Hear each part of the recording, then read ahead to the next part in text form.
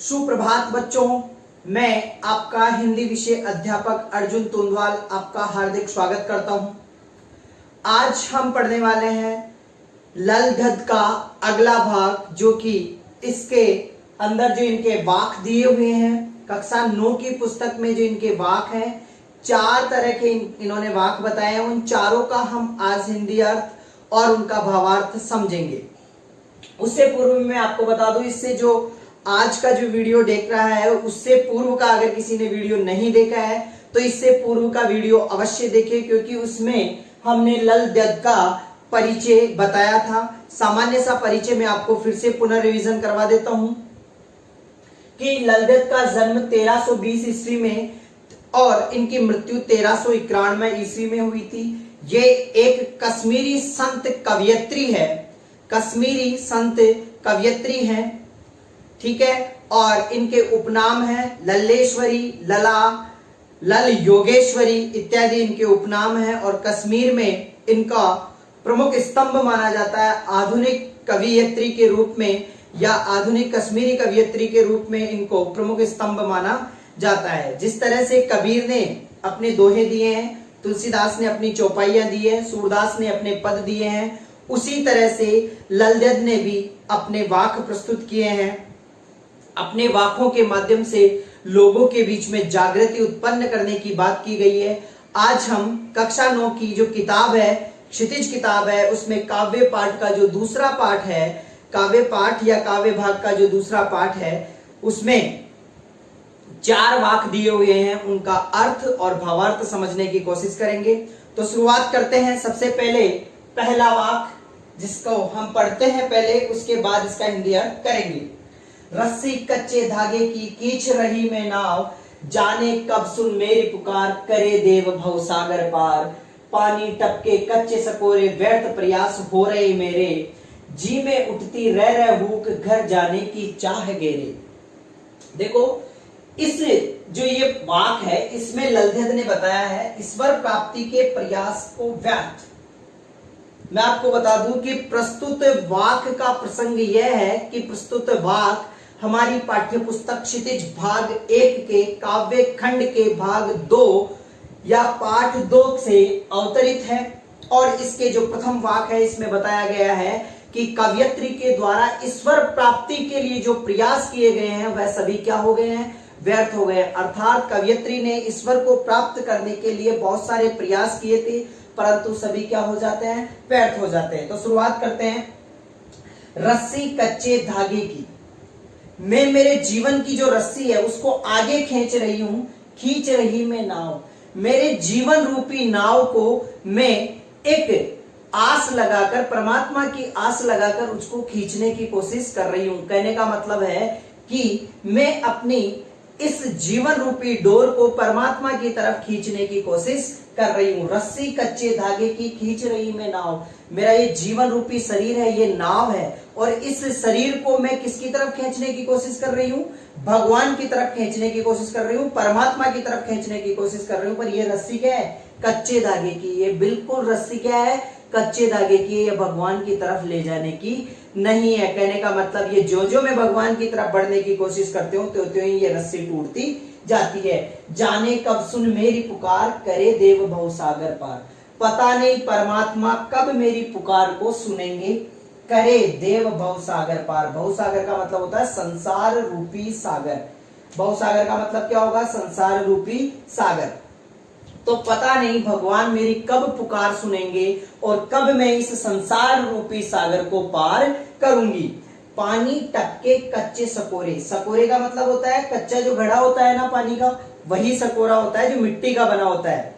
व्यर्थ प्रयास हो रहे मेरे, कहने का मतलब यह है जिस तरह से मिट्टी का बना हुआ जो बर्तन होता है, पानी टपके कच्चे सकोरे, उसमें से टप टप टप टप पानी निकलता रहता है, एक एक बूंद निकलती है तो वह घड़ा खाली हो जाता है। उसी तरह से कवयित्री क्या कह रही है, ये मेरा जीवन है ना, ये भी कच्चे सकोरे की तरह है। ये मेरा जीवन कच्चे सकोरे की तरह है, इसमें से जो एक एक बूंद निकलती जा रही है, त्यों ही मेरा जीवन भी समाप्त होता जा रहा है। व्यर्थ प्रयास हो रहे, और ये जो मैं जितने भी परमात्मा को प्राप्त करने के प्रयास कर रही हूं वह सभी क्या हो रहे हैं, व्यर्थ हो रहे हैं। जी में उठती रह भूख, जी में उठती रह रहा हूक, हूक का मतलब होता है वेदना, पीड़ा। हूक का मतलब क्या होगा? वेदना या पीड़ा। मेरे मन में बार बार रह के एक वेदना होती है, उत्पन्न होती है, पीड़ा उत्पन्न होती है। घर जाने की चाह गेरे, कि मैं घर कब जाऊं? कौन से घर? परमात्मा के घर। मेरी एक ही हार्दिक इच्छा रह गई है कि मैं ईश्वर को प्राप्त कैसे करूं, परंतु वह इच्छा मेरी पूर्ण नहीं हो रही है। जितने भी मैंने प्रयास करे हैं वह सभी क्या हो गए हैं? असफल हो गए हैं। अर्थात इसका भावार्थ क्या था? ईश्वर प्राप्ति के प्रयास में व्यर्थ हो गई है। चलो अगला देखते हैं, हम अगली बात देखते हैं। खा खाकर कुछ पाएगा नहीं, न खाकर बनेगा अहंकारी, समखा तभी तो होगा संभावी, खुलेगी सांकल बंद द्वार की। ठीक है, अपन ने पढ़ा खा खाकर कुछ पाएगा नहीं, न खाकर बनेगा अहंकारी, समखा तभी तो होगा संभावी, खुलेगी सांकल बंद द्वार की। देखो इसमें बाह्य आडंबरों का विरोध किया गया है, यहाँ पे लिखा हुआ है, ध्यान दें सभी। इसका जो प्रसंग है वह क्या है? बाह्य आडंबरों का यहाँ विरोध किया गया है और व्यक्ति को संभावी होने का मार्गदर्शन किया है कवियत्री ने, कि संभावी भाव रखना चाहिए, हमें इंद्रियों का वश में रखना चाहिए, ना कि इंद्रियों का विग्रह कर देना चाहिए। खा खाकर कुछ पाएगा नहीं, खा खाकर यहाँ खाने की बात वो नहीं है। कहने का मतलब है कि आदमी का ऐशो आराम, भोग लिप्साएं, चाह है, इच्छाएं जितनी भी है, सांसारिक मोह माया का जाल, कहने का मतलब आदमी इकट्ठा करता रहता है, सब कुछ प्राप्त करने की कोशिश करेगा। परंतु कवियत्री कह रही है कि इंसान जितना खाएगा, जितना प्राप्त करेगा, उससे वह ईश्वर को प्राप्त नहीं कर सकता है। और फिर कह रहा है न खाकर बनेगा अहंकारी। अगर हमने एकदम से ही इन सभी चीजों को, जो लिप्सा होती है, वो सांसारिक मोह माया के जो जाल होते हैं, इनको त्याग दिया और त्याग तपस्या में लग गए, तो भी व्यक्ति क्या हो जाएगा? अहंकारी बन जाएगा। कहने का मतलब हमें कुछ प्राप्त भी नहीं करना चाहिए और कुछ छोड़ना भी। कहने का मतलब ना तो ऊंचा हो, ना बिल्कुल ही नीचा हो। कहने का मतलब बहुत सारी चीजें भी हमें प्राप्त करने से भगवान की प्राप्ति नहीं होगी, और एकदम सब कुछ छोड़ दे और त्याग तपस्या में लग जाए तो भी हमें मनुष्य को अहंकारी बना देती है वो चीजें। समखा का मतलब यहाँ पे लिखा हुआ है इंद्रियों को वश में करना चाहिए, परंतु हमें क्या करना चाहिए? हमें इंद्रियों को वश में रखना चाहिए, तभी होगा समभावी। समभावी का मतलब होता है समान भाव। जब व्यक्ति इंद्रियों को वश में कर लेगा, तभी उसके मन में क्या उत्पन्न होगा? समान भाव उत्पन्न होगा, अर्थात तब उसको परमात्मा का मार्ग नजर आएगा। खुलेगी सांकल बंद द्वार की। सांकल क्या होती है? सांकल जानते हो, जो गेट के लगती है, उसे आजकल तो चेंज हो गए हैं, पहले सांगड़ लगा करती थी, जिसके आंगड़ भी बोला जाता है। श्रृंखला, इसका तत्सम रूप होगा श्रृंखला। श्रृंखला को क्या बोलते हैं? सांकल। खुलेगी सांकल बंद द्वार की। और जो हमारे मन में परमात्मा को प्राप्त करने की जो चाह है, वह द्वार खुलेगा और हम परमात्मा तक अवश्य पहुंच जाएंगे। कब? जब इंद्रियों को वश में करके हम समान भाव, समता का भाव हमारे अंदर जगाएंगे, तब। ठीक है, अगला देखो, नंबर 3 है कि आई सीधी राह से गई न सीधी राह, सुसुम सेतु पर खड़ी थी बीत गया दिन आह, जेब टटोली कोड़ी न पाई, मांझी को दू क्या उतराई। ठीक है, इसमें देखो जो कवियत्री है, कवियत्री के पश्चाताप की अभिव्यक्ति की गई है, कवियत्री के आत्मालोचन की अभिव्यक्ति की बात की गई है। कवियत्री जब परमात्मा को प्राप्त करने के लिए अथक प्रयास कर चुकी है, फिर भी उसे परमात्मा या मोक्ष की प्राप्ति नहीं होती है, तब वह पश्चाताप करती है कि जितने भी मैंने अपने प्रयास किए वह सभी क्या है? व्यर्थ हो गए हैं। आई सीधी राह से गई न सीधी राह। मैं बिल्कुल सीधी राह से, सीधी सीधी भक्ति भाव से भगवान को प्राप्त करना चाहती थी, बिल्कुल सीधा था।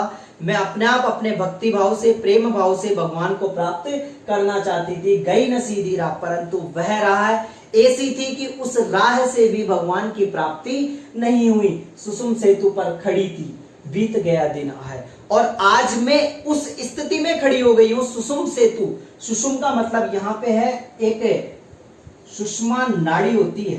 सुषमा क्या होती है? नाड़ी होती है, एक प्रकार होता है ये, कहने का मतलब जिस तरह से बीच के स्तर पर सुषमा नाड़ी होती है, उसी स्तर पर आज मैं खड़ी हो गई हूं और बीत गया दिन। और ये सारे दिन के दिन बीतते जा रहे हैं, परंतु मुझे परमात्मा की प्राप्ति नहीं हो रही है, मुझे मोक्ष की प्राप्ति नहीं हो रही है। जेब डटोली कोड़ी न पाई। और जब मुझे मोक्ष की प्राप्ति नहीं हुई, और जो अगर मुझे बीच राह में लेकर आया है उसको देने के लिए मांझी को दूं क्या उतराई। मांझी मतलब नाव चलाने वाला, जिसके ऊपर वह बैठकर बीच में आज आ खड़ी हुई है।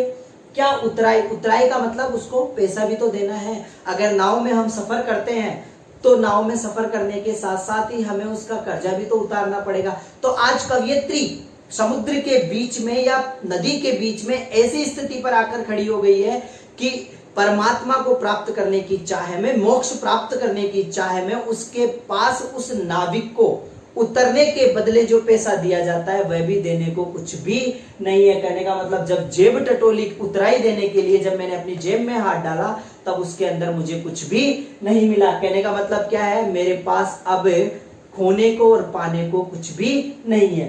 तो कवयित्री यहां पश्चाताप कर रही है कि मैंने एक सीधे भाव से भगवान की भक्ति करी थी, परंतु भगवान मुझे नहीं मिला।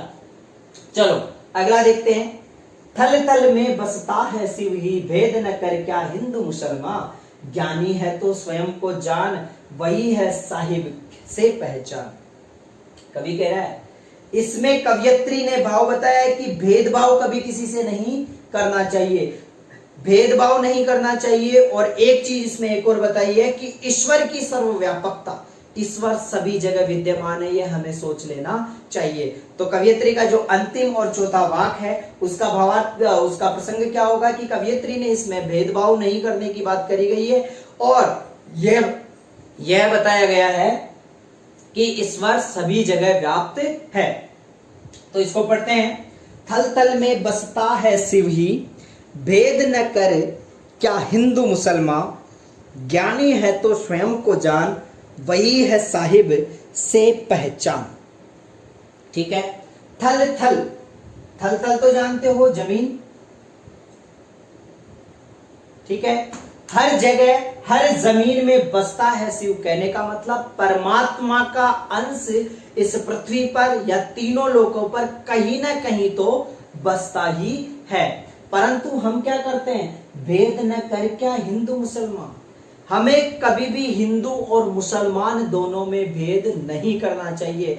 हमें कभी भी ऊंच और नीच की बात नहीं करना चाहिए कि ये ऊंचे कुल में जन्मा हुआ है और ये नीचे कुल का है, ये हिंदू है ये मुसलमान है, ये जात के अंदर है ये जात के बाहर है। ऐसा भेदभाव नहीं करना चाहिए। ऐसा कौन कह रहा है, ललजद कवयित्री जी कह रही है अपने वाक्य के माध्यम से कि हमें भेदभाव नहीं करना चाहिए, क्योंकि ईश्वर सभी के लिए क्या है, समान है। थल थल में बसता है शिव, जो भगवान वहां बसता है वही भगवान यहाँ पर भी बसता है। जो भगवान आप में है वही भगवान मेरे अंदर है। कहने का मतलब इसमें यह नहीं है कि हिंदू में अलग भगवान है, मुसलमान में अलग भगवान है। इंसान एक है। हमने जाति पाति में इंसान को हमने बांटा है, ना कि जाति पाति ने हमको बांटा है। हमने लोगों को क्या कर दिया है, जाति पाति में बांट दिया। हिंदू अलग हो गए, मुसलमान अलग हो गए, ईसाई अलग हो गए, सिख अलग हो गए।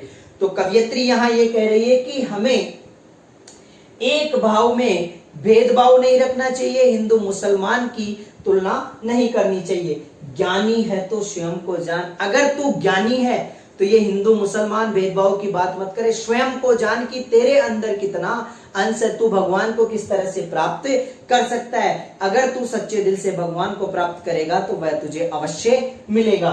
वही है साहिब से पहचान। कहने का मतलब क्या है, जो ज्ञानी व्यक्ति होगा वह स्वयं को जान लेगा और उसे परख हो जाएगी कि भगवान को किस आधार पर प्राप्त किया जा सकता है। यथार्थता के आधार पर ही भगवान को प्राप्त किया जा सकता है। तो इसमें क्या बात बताई गई है, एक तो भेदभाव नहीं करना और ईश्वर की सर्वव्यापकता की बात कही है। तीसरे में क्या बताया गया है, कवयित्री ने पश्चाताप किया है कि कवयित्री परमात्मा को प्राप्त करने के लिए अथक प्रयास करती है, परंतु वह क्या रहती है, असफल रहती है। दूसरे में क्या था, बाह्य आडंबरों का विरोध किया गया है और संभावी बात अपने मन में रखनी चाहिए। और यहाँ पर ईश्वर प्राप्ति के व्यर्थता, ईश्वर प्राप्ति को प्रयास करने के लिए जो व्यर्थता की गई है कवयित्री के द्वारा, वह सारी यहाँ पर बताई गई है। तो आज हमारा कक्षा 9 पाठ काव्य खंड का पाठ 2 ललगद कंप्लीट हो गया है। आगे का वीडियो में लेकर आपके सामने उपस्थित होऊंगा। तब तक के लिए धन्यवाद।